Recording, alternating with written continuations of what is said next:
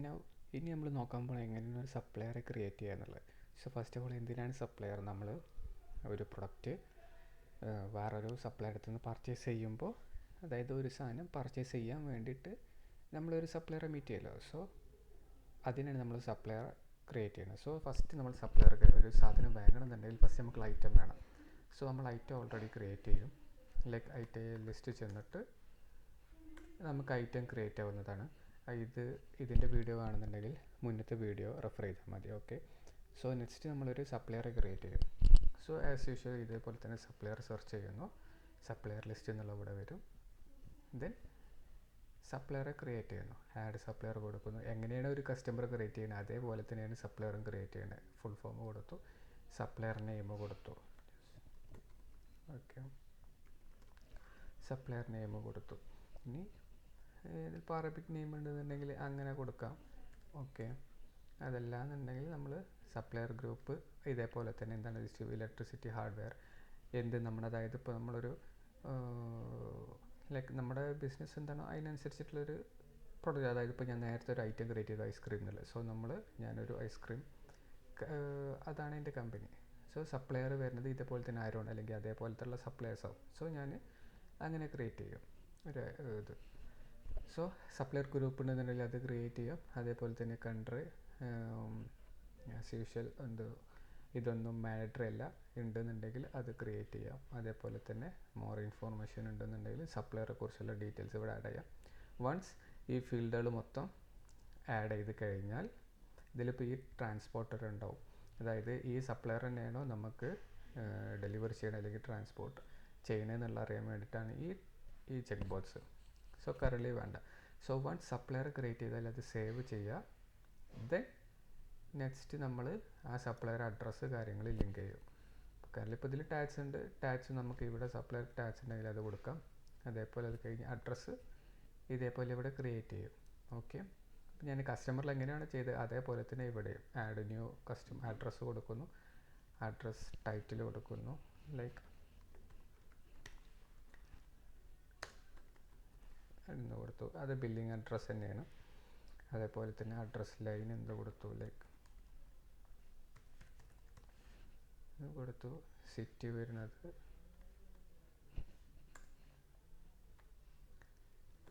ബുജ്മാനാണോ?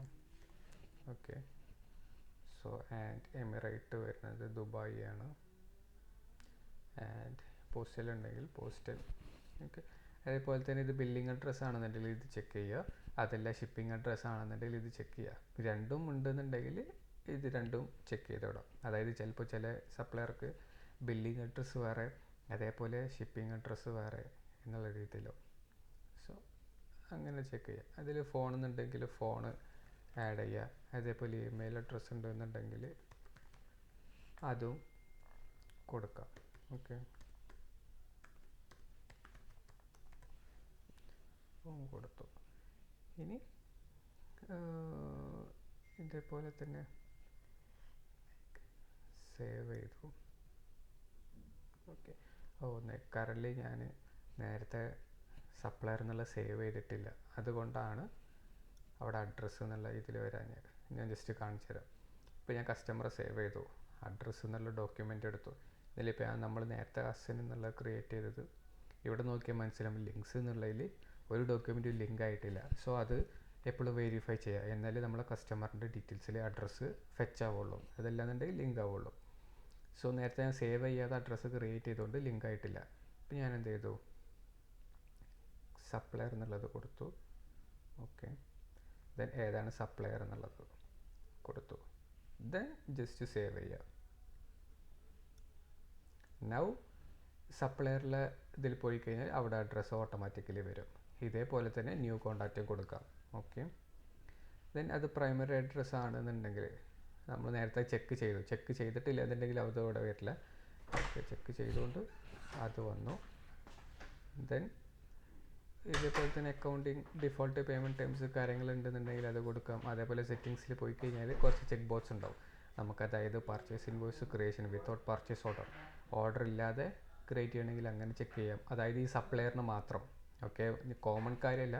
ഈ സപ്ലയറിന് അഗെയിൻസ്റ്റ് ഈ check box tick ചെയ്യുകയാണെന്നുണ്ടെങ്കിൽ ഇൻവോയ്സ് ഇല്ലാതെ നമുക്ക് പർച്ചേസ് ഓർഡർ ഈ ഓർഡർ ഇല്ലാതെ നമുക്ക് പർച്ചേസ് ഇൻവോയ്സ് ക്രിയേറ്റ് ചെയ്യാം. അതാണ് അർത്ഥം. അതേപോലത്തെ ഇനിയിപ്പോൾ വൺസ് സപ്ലയർ പോയി അല്ലെങ്കിൽ സപ്ലയർ ഡിസേബിൾ ആക്കണമെന്നുണ്ടെങ്കിൽ ഡിസേബിൾ ചെയ്യാം, അതേപോലെ ബ്ലോക്ക് ആക്കണമെങ്കിൽ ബ്ലോക്ക് ചെയ്യാം. ഇതേപോലെ തന്നെ കസ്റ്റമർ, അതായത് കസ്റ്റമറെ ഡിലീറ്റ് ആക്കരുത്. കാരണം ഇപ്പോൾ നമ്മളൊരു കസ്റ്റമർ ക്രിയേറ്റ് ചെയ്തു, ആ കസ്റ്റമറുടെ അഗെയിൻസ്റ്റ് കുറേ ട്രാൻസാക്ഷൻസും കുറേ കാര്യങ്ങൾ നടന്നു, ഒരു മാസം 2 മാസം, എന്നിട്ട് അത് കഴിഞ്ഞിട്ട് ആ കസ്റ്റമർ പോവുകയാണ്.